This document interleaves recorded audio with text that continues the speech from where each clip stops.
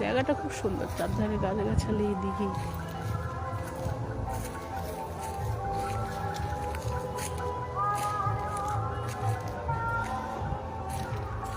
ওইদিকে একটা ঘাট আছে বাঁধানো, বড় ঘাট।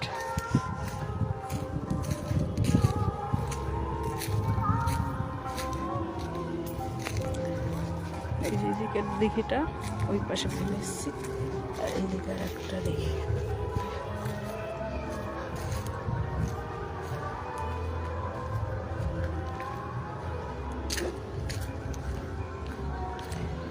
এইদিকে একটা ছোট ঘাট, মিনি ঘাট, আর ওইদিকে আরো বড় একটা চানের ঘাট।